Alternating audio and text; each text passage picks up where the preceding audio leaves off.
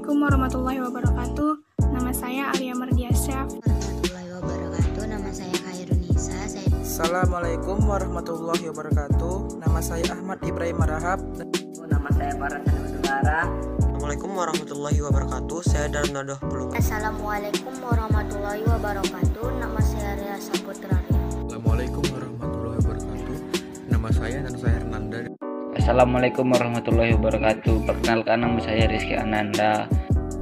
Assalamualaikum warahmatullahi wabarakatuh. Perkenalkan, nama saya Muhammad Rukoji Lubis. Saya dari kelompok 1 tugas kimia.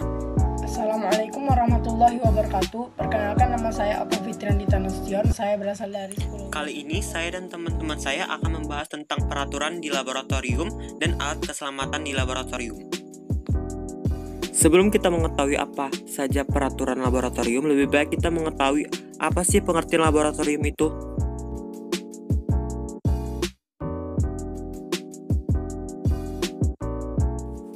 Laboratorium atau disingkat lab adalah tempat atau ruangan yang dilengkapi peralatan untuk melakukan riset ilmiah, eksperimen, pengukuran, ataupun pelatihan ilmiah. Keselamatan kerja di laboratorium merupakan usaha atau tindakan pencegahan agar kegiatan percobaan di laboratorium terhindar dari kecelakaan sekecil apapun. Untuk itu, diperlukan peraturan dan pengetahuan akan bahaya dalam melakukan percobaan di laboratorium. Peraturan laboratorium. Adapun peraturan laboratorium yaitu 1. Pengawasan berkala. Lakukan pengawasan berkala yaitu jangan melakukan eksperimen tanpa sepengetahuan instruktur. Lakukan pengawasan berkala kepada laboran. Seleksi izin penggunaan laboratorium demi keselamatan bersama. Pastikan laboratorium digunakan oleh orang yang memiliki pengetahuan memadai. 2. Menjaga ruang kerja steril. Bekerja di laboratorium harus steril dari berbagai keharusan, seperti semua barang pribadi, jaket, dan lain sebagainya. Simpan barang-barang pribadi pada tempat yang telah ditentukan atau jauh dari laboratorium. 3. Ketahuilah lokasi peralatan dan nomor darurat. Maksudnya adalah para laboran harus mengenali semua jenis peralatan keselamatan kerja dan letaknya untuk memudahkan pertolongan saat terjadi kecelakaan, serta mengetahui nomor darurat agar lebih cepat mengantisipasi kecelakaan. 4. Tidak boleh membawa makanan, minuman, dan rokok ke dalam lab. Kamu tidak boleh makan di dalam laboratorium karena nanti dikhawatirkan akan ada kontaminasi baik dari zat kimia ke makanan atau sebaliknya. Oleh sebab itu, agar terhindar dari potensi berbahaya tersebut, di dalam laboratorium tidak diperkenankan makan dan minum. 5. Identifikasi material berbahaya sebelum memulai pekerjaan. Yang keenam, pastikan semua peralatan dalam kondisi mati dan bersih sebelum meninggalkan lab, yaitu membersihkan tumpahan zat kimia dan pecahan alat, membuang sampah ke tempatnya, meninggalkan laboratorium dengan keadaan meja yang bersih, menutup keran air, dan mencabut kontak listrik. Setelah kita mengetahui peraturan laboratorium, adapun alat keamanan laboratorium, yaitu Pertama, jas laboratorium.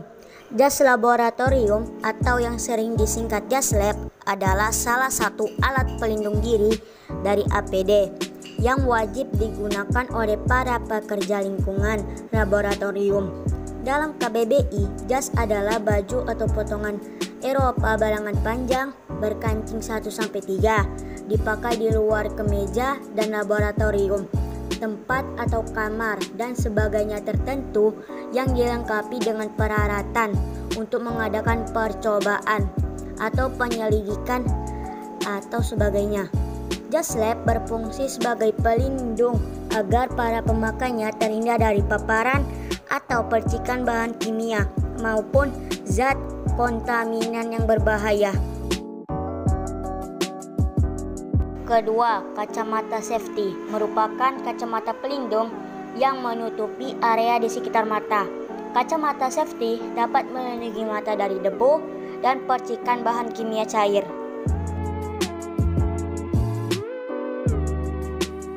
Sepatu keselamatan. Sandal atau sepatu dilarang digunakan ketika Anda bekerja di laboratorium. Mengapa? Karena keduanya tidak bisa melindungi kaki Anda ketika larutan atau bahan kimia yang tumpah. Sepatu biasa umumnya sudah cukup untuk digunakan sebagai pelindung. Namun, di laboratorium perusahaan besar, sepatu yang digunakan adalah sepatu keselamatan yang tahan api dan tekanan tertentu.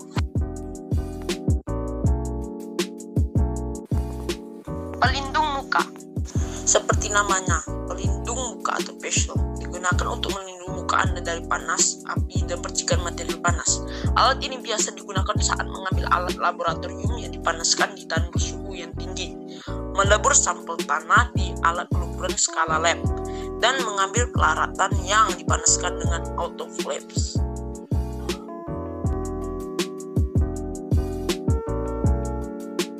5. Masker gas. Bahan kimia atau reaksi kimia yang dihasilkan bisa mengeluarkan gas berbahaya. Oleh karena itu, masker gas sangat cocok digunakan oleh Anda sehingga gas berbahaya tersebut tidak terhirup.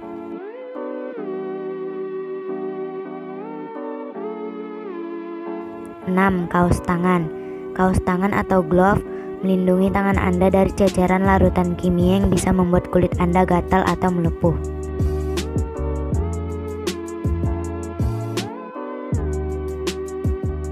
Dan yang ketujuh, ada pelindung telinga. Alat pelindung diri yang terakhir adalah pelindung telinga atau ear protector. Alat ini lazim digunakan untuk melindungi telinga dari bising yang dikeluarkan oleh peralatan tertentu. Selain itu juga, pelindung telinga dapat digunakan untuk menjaga dan melindungi telinga dari bahan kimia atau serpihan agar tidak masuk ke dalam gendang telinga si pemakai atau laboran. Alat yang digunakan adalah sejenis penutup telinga yang empuk. Dalam artiannya itu adalah tidak keras sehingga nyaman dipakai. Dan bentuknya itu dapat menyerupai earphone atau headset.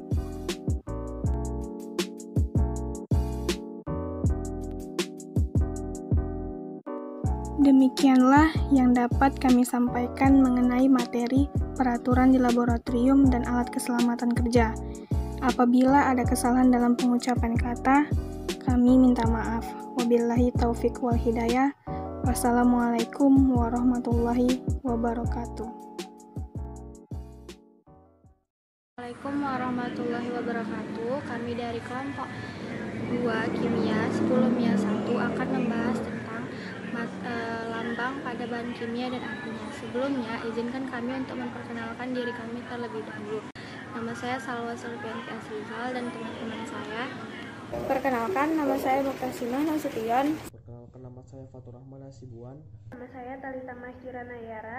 Nama saya Rifandi Permana Gultom. Nama saya Anasya Wadianur Nasution. Nama saya Ahmad Sufikri Rambe. Nama saya Mandila Tunafla. Nama saya Praja Raja Kulil Meginting. Nama saya Salki Marina Setio. Nama saya Dafa Afdillah. Assalamualaikum warahmatullahi wabarakatuh, teman-teman semuanya. Saya harap kalian semua dalam keadaan sehat walafiat. Nah, kami dari kelompok 2 akan membahas yang namanya lambang pada bahan kimia dan artinya. Simbol bahan kimia. Simbol bahaya kimia adalah suatu piktogram berlatar belakang oranye dengan garis batas dan gambar berwarna hitam.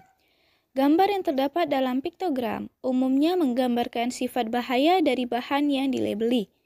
Sifat bahaya tersebut misalnya risiko ledakan dan kebakaran, risiko kesehatan dan keracunan, atau kombinasi keduanya. Yang pertama akan kita bahas adalah harmful, yang dilambangkan dengan XN. Simbol ini artinya bahan yang bisa merusak kesehatan tubuh apabila kontak langsung dengan tubuh. Tindakan yang harus dilakukan yaitu jangan dihirup dan juga jangan ditelan dan hindari kontak langsung dengan kulit. Contohnya seperti etilen glikol dan diklorometan. Yang selanjutnya adalah simbol toksik yang dilambangkan dengan huruf T. Arti dari simbol ini, bahan tersebut bersifat beracun dan dapat menyebabkan sakit serius bahkan kematian jika tertelan atau terhirup. Tindakan yang dilakukan jangan ditelan dan jangan dihirup. Hindarkan kontak langsung dengan kulit. Contoh dari simbol ini adalah metanol dan benzena. Ini ada simbol tengkorak dengan huruf T+ di atasnya, yaitu very toxic dengan lambang T+. Artinya, bahan yang bersifat sangat beracun dan sangat berbahaya bagi kesehatan manusia dan dapat menimbulkan sakit kronis atau bahkan kematian. Tindakan yang kita lakukan terhadap bahan ini adalah menghindarinya dari tubuh dan sistem pernafasan. Contohnya adalah kalium sianida, nitrogen sulfida, nitrobenzene, dan atripin. Selanjutnya adalah korosif yang dilambangkan dengan huruf C. Simbol ini artinya adalah bahan bersifat korosif, mampu merusak jaringan hidup, dapat mengakibatkan iritasi pada kulit dan gatal-gatal. Tindakan yang harus dilakukan yaitu hindari kontak langsung dengan kulit dan hindari dari benda yang bersifat logam. Contohnya seperti asam klorida, H2SO4 atau asam sulfat, dan NaOH atau natrium hidroksida. Yang selanjutnya adalah simbol flammable yang dilambangkan dengan simbol api. Simbol ini artinya adalah bahan kimia yang memiliki titik nyala rendah, mudah terbakar dengan api, permukaan metal panas ataupun loncatan bunga api. Tindakan yang harus dilakukan yaitu jauhkan dari benda yang berpotensi yang mengeluarkan api. Contohnya minyak eksplosif. Ledakan pada bahan tersebut bisa terjadi karena benturan, pemanasan, pukulan, gesekan, reaksi dengan bahan kimia lain, atau karena adanya sumber percikan api. Ledakan pada bahan kimia ini kadangkali bahkan dapat terjadi dalam kondisi tanpa oksigen. Beberapa contoh bahan kimia yang mudah meledak yaitu TNT, amonium nitrat, dan nitroselulosa. Yang selanjutnya adalah oksida zinc yang dilambangkan dengan O. Simbol ini artinya adalah bahan kimia yang bersifat pengoksidasi, bisa menyebabkan kebakaran dengan menghasilkan panas saat ada kontak dengan bahan organik dan bahan bereduksi. Tindakan yang harus dilakukan yaitu hindari dari panas dan juga reduktor. Contohnya seperti hidrogen peroksida. Yang selanjutnya adalah dangerous for environmental, yang dalam bahasa Indonesianya adalah bahan berbahaya bagi lingkungan, yang dilambangkan dengan pohon tandus dan ikan mati. Maksud dari simbol ini yaitu suatu bahan kimia yang berbahaya bagi satu atau beberapa komponen lingkungan yang dapat menyebabkan kerusakan ekosistem. Tindakan yang harus dilakukan bila menjumpai atau menggunakan bahan kimia dengan simbol ini yaitu hindari kontak atau dari bercampur dengan lingkungan karena dapat membahayakan makhluk hidup yang ada di sekitarnya. Contoh bahan kimia dengan simbol ini adalah tributyl timah klorida, tetraklorometan, dan petroleum bensin. Yang selanjutnya ada simbol poison yang digunakan pada transportasi atau kendaraan dan penyimpanan bahan-bahan yang beracun, tetapi belum tentu gas. Contohnya cyanohydrin, kalsium cyanide, dan karbon tetrakloride. Nah, yang terakhir adalah simbol radioaktif. Simbol radioaktif ini menunjukkan bahwa bahan kimia dengan simbol tersebut memiliki kandungan material radioaktif yang bisa memancarkan radiasi secara spontan, sehingga dapat menyebabkan radiasi bagi orang-orang yang berada di dekatnya. Contohnya seperti uranium 90Co dan tritium. Nah, cukup sekian pembahasan kita tentang materi lambang pada bahan kimia dan artinya. Demikian yang bisa kelompok 2 sampaikan. Semoga bermanfaat, semoga teman-teman bisa mengambil kesimpulannya. Wabillahi taufiq wal hidayah. Wassalamualaikum warahmatullahi wabarakatuh.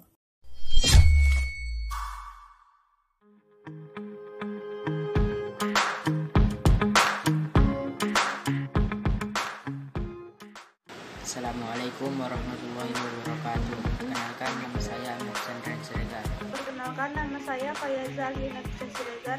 Perkenalkan, nama saya Zawara Nabila Maharani Sundaraya. Perkenalkan, nama saya Neza Farah Adiba Barasa. Perkenalkan, nama saya Risyania Cintika Sirayut. Perkenalkan, nama saya Alma Firman Zalim. Nama saya Syarifah Putri. Nama saya Aridin Bahtiara. Saya Taskia Ramadhani Siregar. Perkenalkan, nama saya Nabila Zahra. Perkenalkan, nama saya Fadila Aini. Perkenalkan, nama saya Rehani.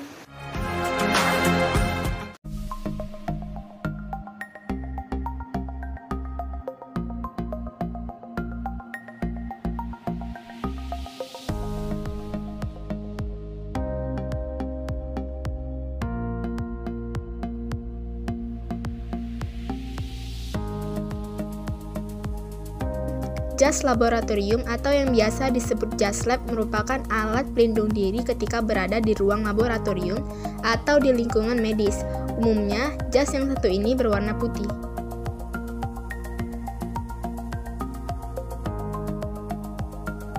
Selanjutnya adalah masker gas.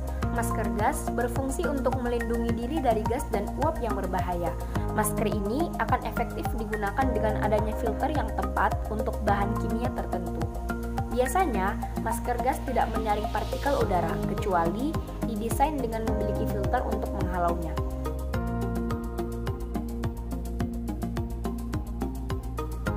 Kacamata pelindung khusus laboratorium terbagi dari beberapa jenis. Fungsi utamanya adalah melindungi mata. Secara keseluruhan, fungsinya adalah melindungi mata dari gas beracun, percikan zat berbahaya, debu, uap, dan reaksi kimia yang bersifat keras.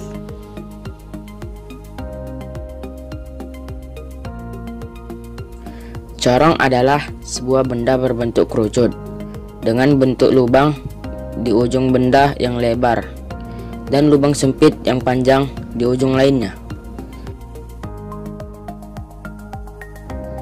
Corong berfungsi sebagai alat bantu untuk menuangkan cairan dari suatu tempat ke tempat lainnya, seperti menuangkan bahan bakar ke dalam jerigen. Dengan demikian, cairan yang dituangkan tidak akan tumpah.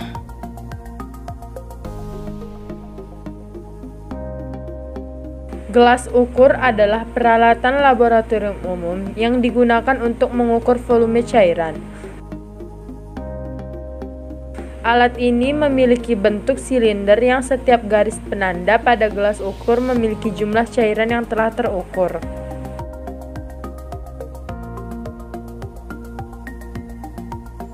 Gelas beker adalah sebuah wadah penampung yang digunakan untuk mengaduk, mencampur, dan memanaskan cairan yang biasanya digunakan dalam laboratorium. Gelas ini secara umum berbentuk silinder dengan dasar yang rata dan tersedia dalam berbagai ukuran mulai dari 1 ml sampai beberapa liter.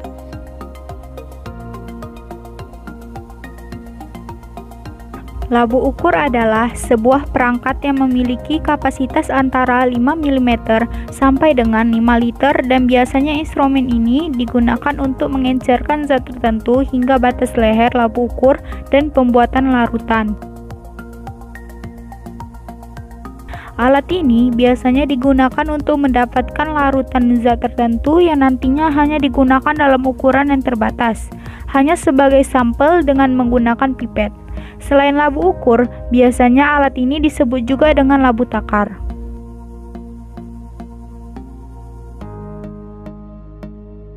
Selanjutnya, labu Erlenmeyer. Labu Erlenmeyer atau yang dikenal juga dengan termos titrasi atau termos yang berbentuk kerucut merupakan sejenis labu laboratorium yang mempunyai dasar datar, leher berbentuk silinder, dan badan yang berbentuk kerucut. Labu ini dinamai oleh Emil Erlenmeyer yang merupakan seorang ahli kimia Jerman. Pada dasarnya, labu Erlenmeyer ini digunakan sebagai alat untuk mengukur, menyimpan, dan mencampur cairan. Selain itu, labu ini juga berfungsi untuk mengukur serta mencampur bahan-bahan analisa sebagai tempat untuk melakukan titrasi bahan, sebagai wadah untuk menampung larutan, baik bahan yang padat maupun cairan, serta meracik dan melarutkan bahan-bahan komposisi media.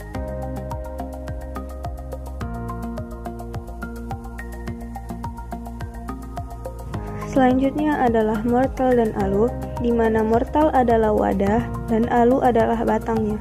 Fungsi alat ini untuk menghancurkan atau menghaluskan suatu bahan atau zat yang masih utuh atau kristal. Dalam laboratorium, mortar dan alu ini juga digunakan untuk menghancurkan bahan-bahan seperti daun, biji-bijian, akar, protein, DNA, RNA, dan lain-lain.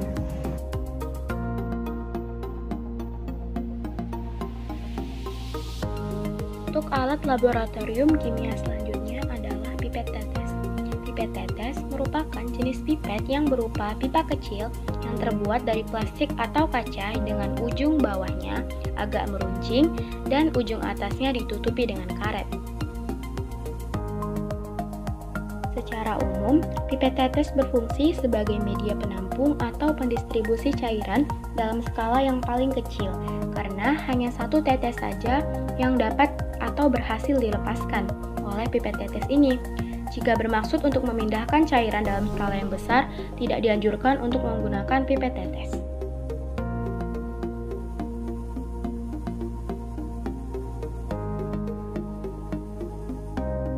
Penjepit tabung reaksi merupakan salah satu alat lab yang terbuat dari kayu, yang digunakan untuk menjepit tabung reaksi di saat proses pemanasan, atau bisa juga digunakan untuk mengambil kertas saring dan benda-benda lab lain di saat kondisi alat tersebut panas.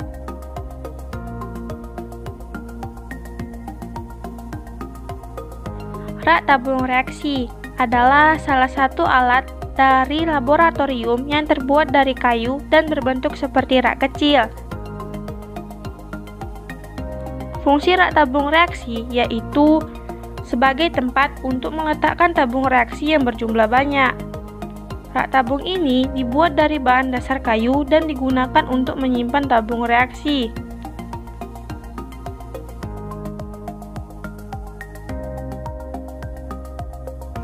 Spatula adalah alat untuk mengambil objek.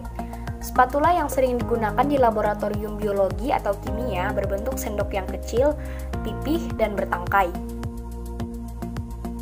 Ada 3 jenis spatula untuk keperluan laboratorium. Yang pertama, spatula yang terbuat dari logam atau stainless steel digunakan untuk mengambil objek yang telah diiris untuk sediaan mikroskop. Yang kedua, spatula politena atau spatula tanduk yang digunakan sebagai sendok untuk mengambil bahan kimia yang padat. Yang ketiga, spatula nekel adalah spatula yang disepuh dengan nekel yang digunakan sebagai sendok kecil untuk mengambil bahan kimia. Alat ini juga dapat digunakan untuk mengaduk dalam pembuatan larutan kecuali larutan yang asam.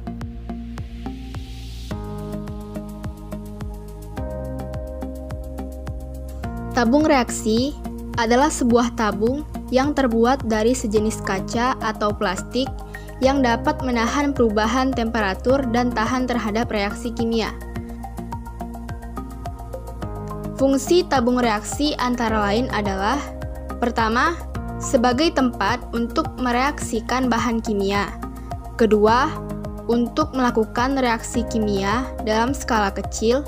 Dan yang ketiga, sebagai tempat perkembangbiakan mikroba dalam media cair.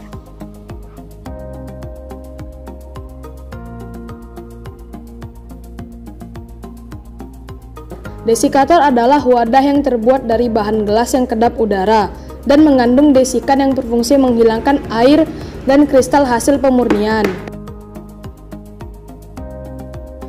Prinsip kerjanya adalah mendinginkan, mengeringkan, serta menyimpan zat atau bahan. Fungsinya ada 2, yaitu digunakan untuk mendinginkan bahan atau alat gelas setelah dipanaskan dan akan ditimbang. Yang kedua, mengeringkan bahan atau menyimpan zat atau bahan yang harus dilindungi terhadap pengaruh kelembapan udara.